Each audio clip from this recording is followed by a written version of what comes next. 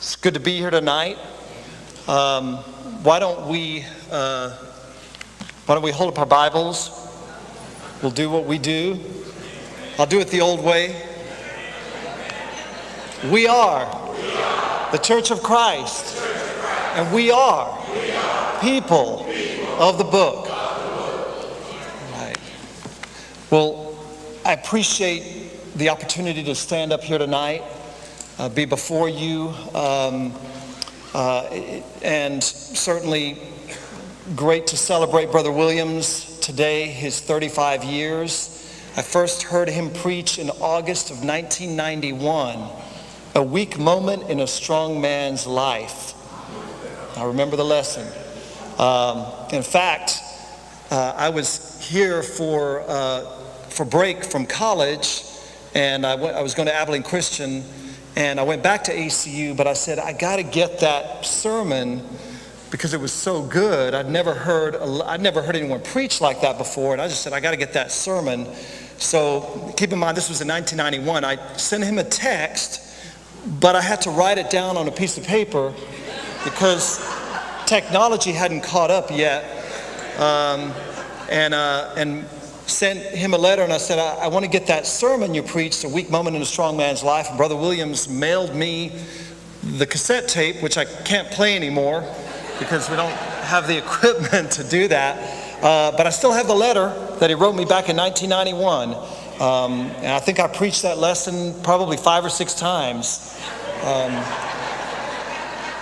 throughout time. I gave him credit. I did give him credit.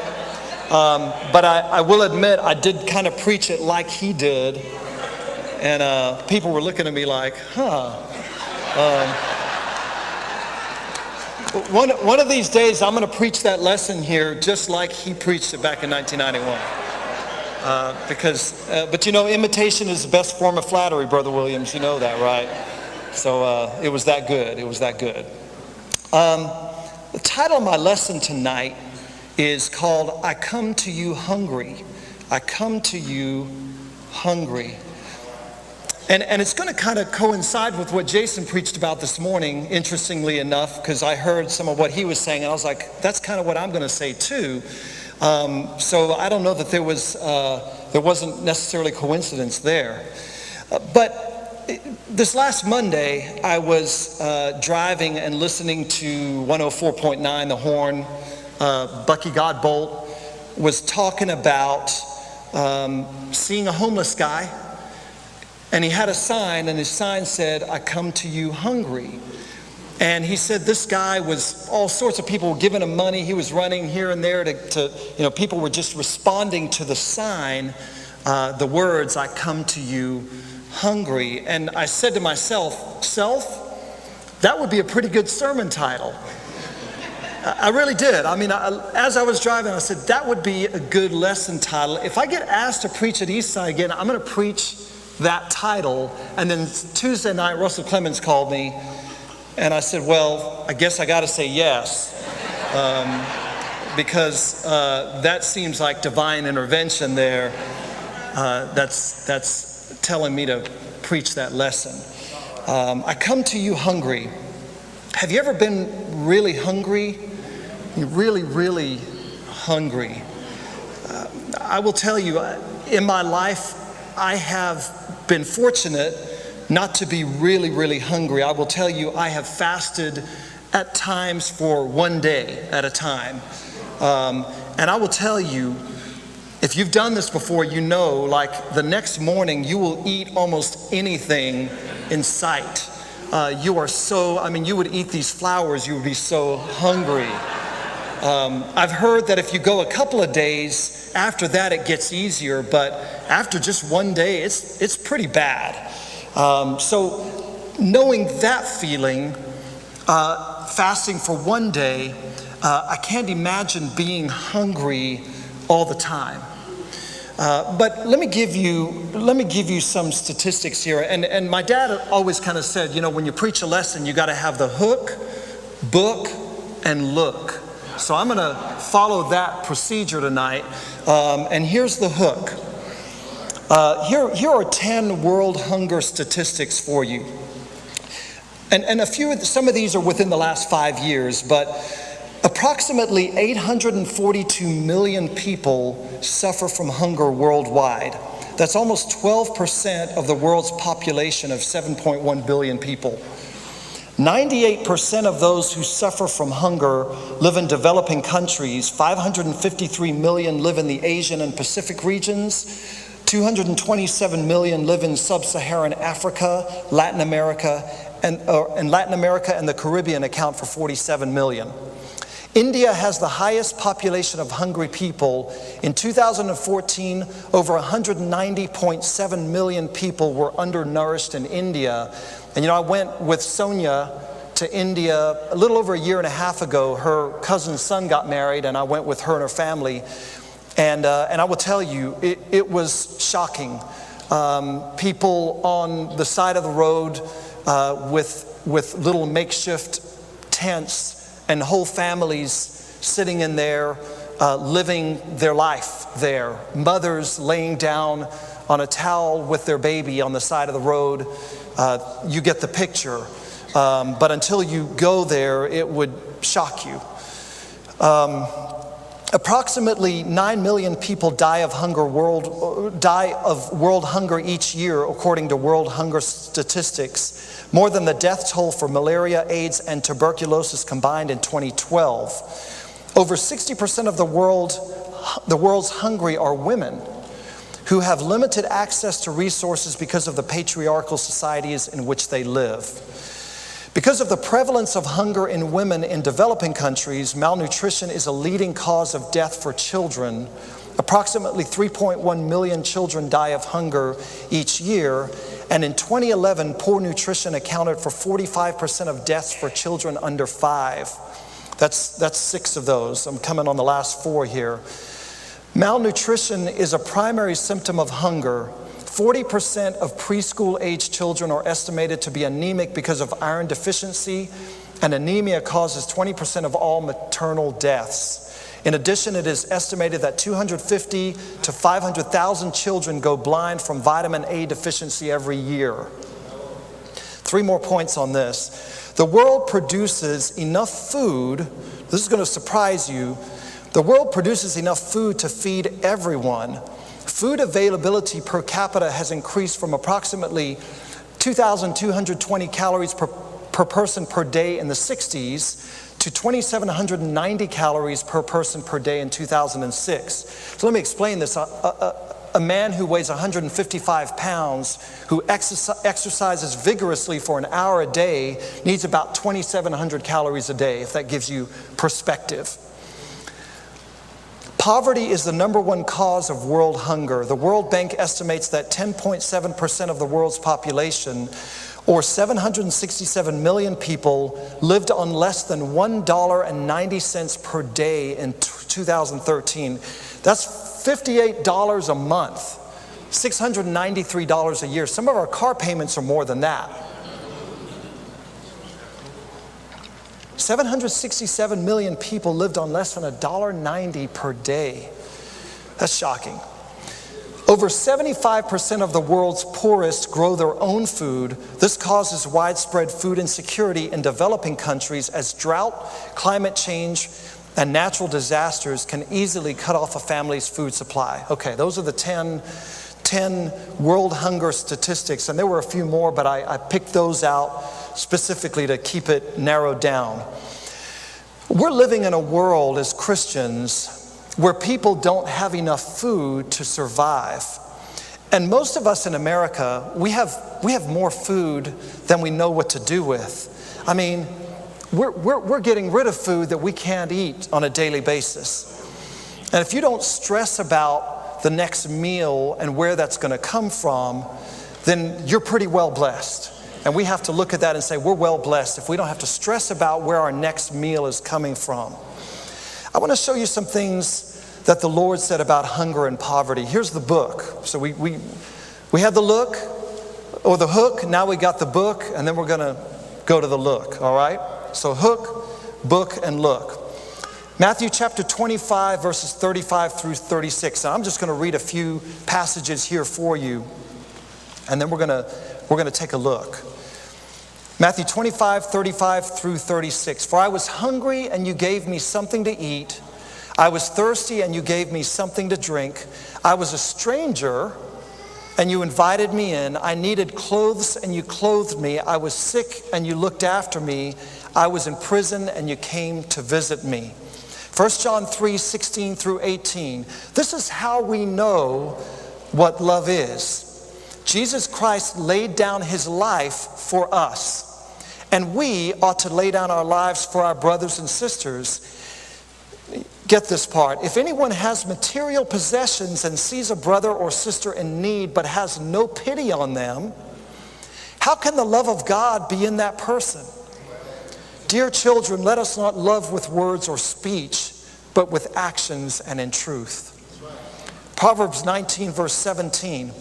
Whoever is kind to the poor lends to the Lord. Did you know you could loan to the Lord by being kind to the poor? And he will reward them for what they have done. Deuteronomy 15 verses 7 through 11. We're going back to the Old Testament here. If anyone is poor among your fellow Israelites in any of the towns of the land the Lord your God is giving you, do not be hard-hearted and tight-fisted towards them. Rather, be open-handed and freely lend them whatever they need. Be careful not to harbor this wicked thought. The 7th year, the year for canceling debts, is near, so that you do not show ill will toward the needy among your fellow Israelites and give them nothing. They may then appeal to the Lord against you, and you will be found guilty of sin. Give generously to them, and do so without a grudging heart.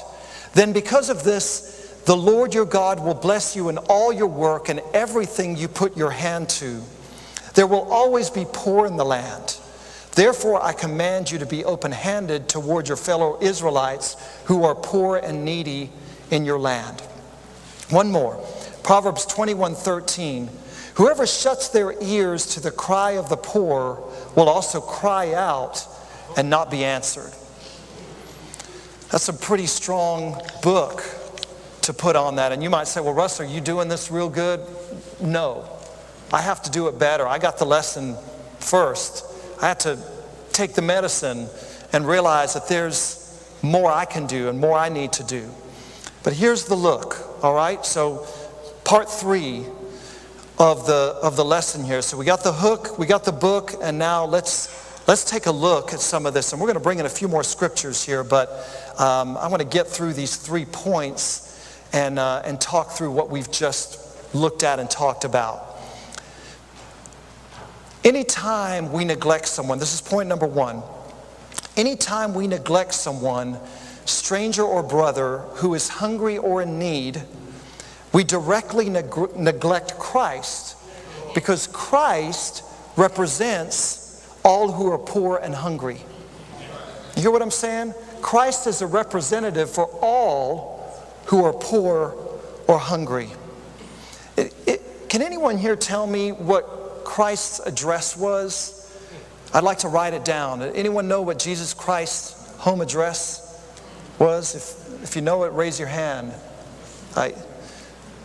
Did you know, anyone can describe what his house looked like? Any description of Jesus' house we had in the scriptures at all? I mean, we know he went to other people's homes. Can anyone describe his home to me? Jesus said in Matthew 8:20, foxes have dens and birds have nests, but the Son of Man has no place to lay his head. He didn't have a home to live in. That's hard for me to fathom, that God sent his Son to die on the cross for us, and while he was on this earth, he didn't have a home address. He didn't have a home base to stay in. He stayed with brethren, but sometimes he didn't have a place to lay his head. If that's not a representative of what being poor is, I don't know what is.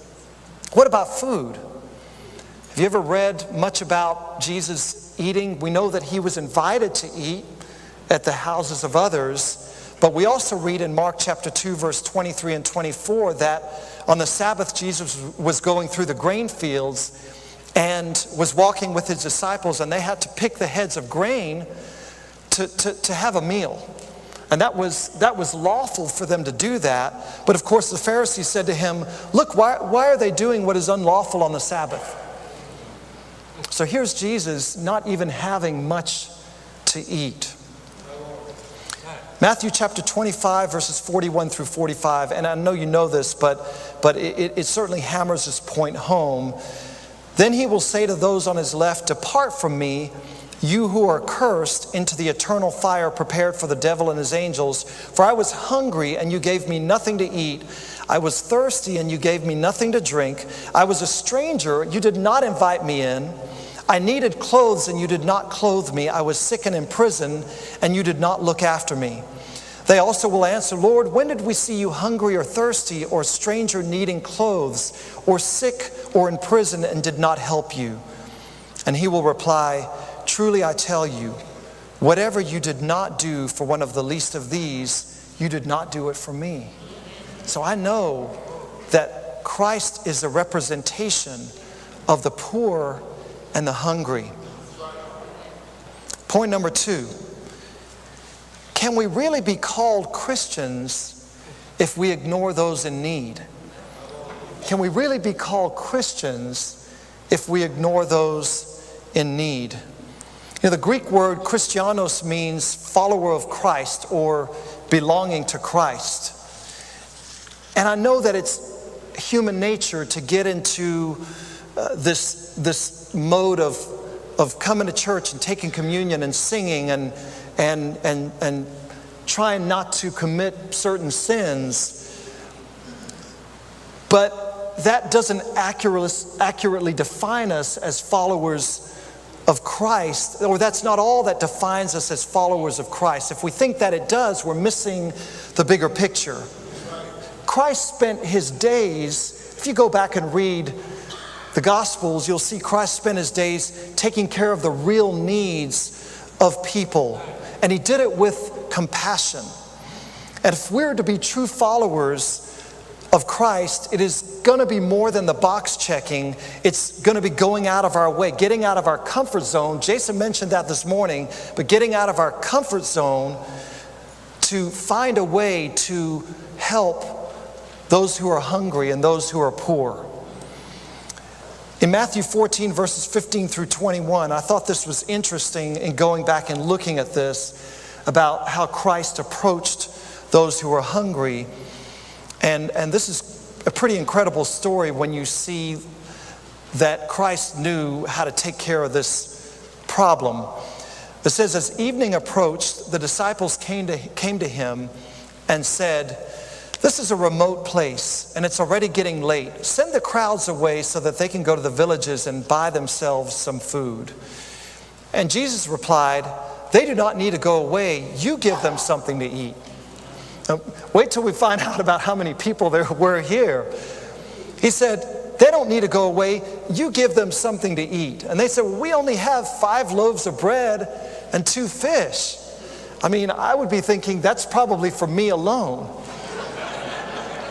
You know, when I was in college, my mom used to buy me food for the week when I was home for the summer, and I would go work. I worked at the Texas Department of Transportation, and so they would get me my food for the week. It would be like Denny Moore stew and a baked potato and, a few things like that. Well, I would eat it in a day.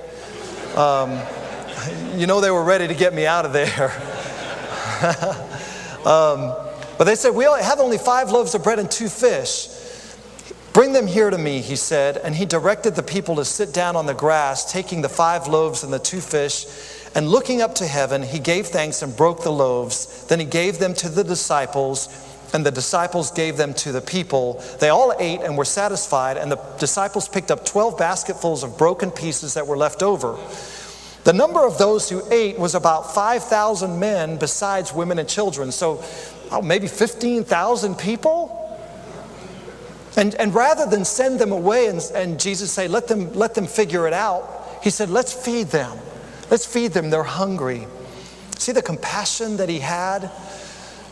People follow compassion. They follow that kind of love. Sometimes if we think we can't get people to follow us, maybe we're lacking in the compassion department. Christ didn't just advocate taking care of the needs of his followers, but also enemies. And listen to this. Luke chapter 6, verses 27 through 36. But to you who are listening, I say, this is Christ talking, love your enemies, do good to those who hate you, bless those who curse you, pray for those who mistreat you. If someone slaps you on one cheek, and that's a slap of insult, not like that's more like a right hand across the face, like a slap of insult. If someone slaps you on one cheek, turn to them the other also. If someone takes your coat, do not withhold your shirt from them. Give to everyone who asks you, and if anyone takes what belongs to you, do not demand it back. Do to others as you would have them do to you. If you love those who love you, what credit is that to you? Even sinners love those who love them. And if you do good to those who are good to you, what credit is that to you? Even sinners do that. And if you lend to those from whom you expect repayment, what credit is that to you? Even sinners lend to sinners, expecting to be repaid in full. But love your enemies, do good to them, and lend to them without expecting to get anything back. Then your reward will be great, and you will be children of the Most High, because he is kind to the ungrateful and wicked. Be merciful, just as your Father is merciful. Man, that's some tough medicine to swallow. Romans 12, 19 through 21. Do not take revenge, my dear friends, but leave room for God's wrath, for it is written, it is mine to avenge, I will repay, says the Lord. On the contrary, if your enemy is hungry, feed him.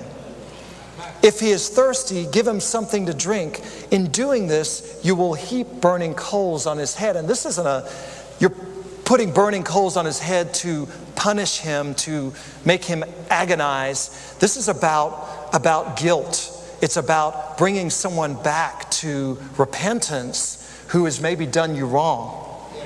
Do not be overcome by evil, but overcome evil with good. It looks like we can overcome evil, but we got to do it with good. Abraham Lincoln once said, the best way to destroy your enemy is to make him your friend. Jesus gives us the pattern right here on how to do that. Have you ever tried that? You ever tried, you got someone at work, they're a problem to you. Hey, I got some extra food here. Take it. I brought something extra for you. Would you like to have it? Watch the tables turn by doing that with someone who maybe doesn't like you or you don't get along with. There's the pattern right there. Point number 3. All right, we're getting this done here. I was given a time cap. I think I'm a little past it, but I'm gonna hurry here. Taking care of someone's physical hunger or physical need gives us an opportunity to address their spiritual hunger, which is the hunger that is the most important. Spiritual hunger is the one that is the most important. Not everyone has a physical hunger problem in this world, but everyone has a spiritual hunger that needs to be addressed. And this is a part where I can stray from my notes for just a second. And I know that because I wrote it down here. It said you can stray from your notes right here, Russ.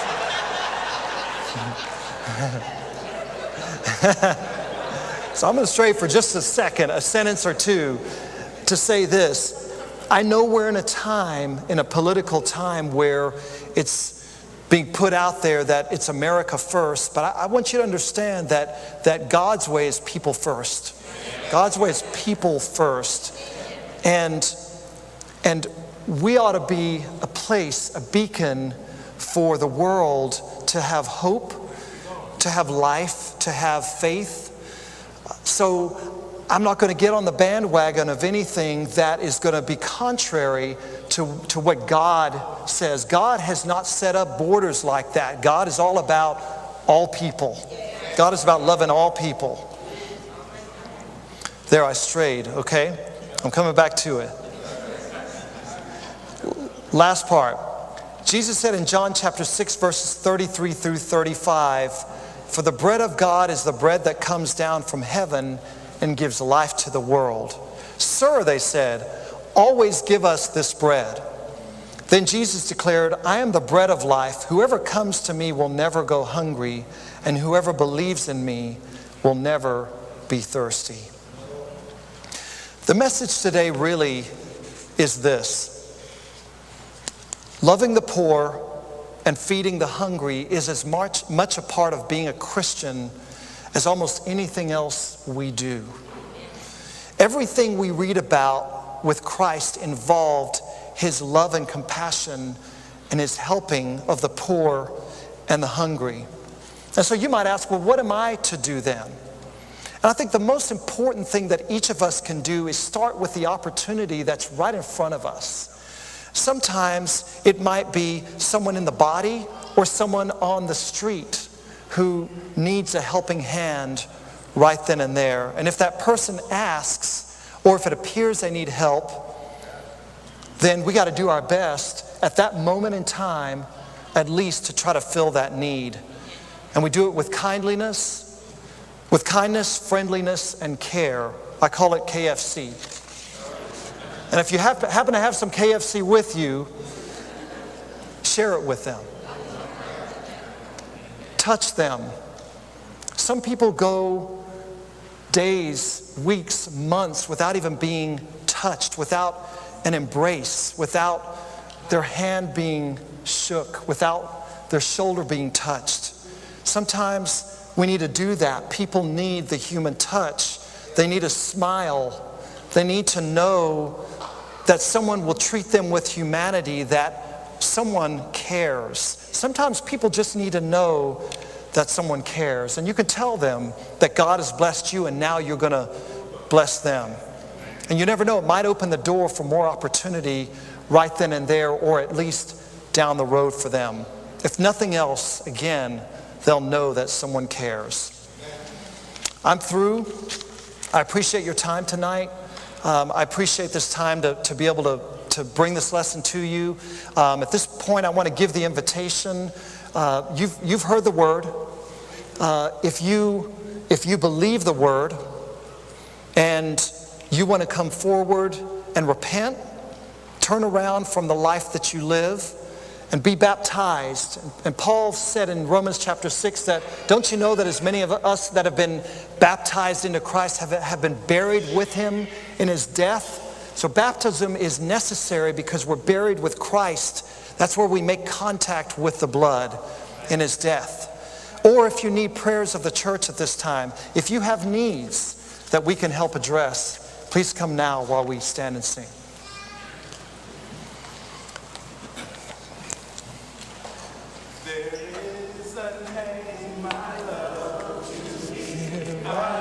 Good job, bro. Thank you, bro. Thank you.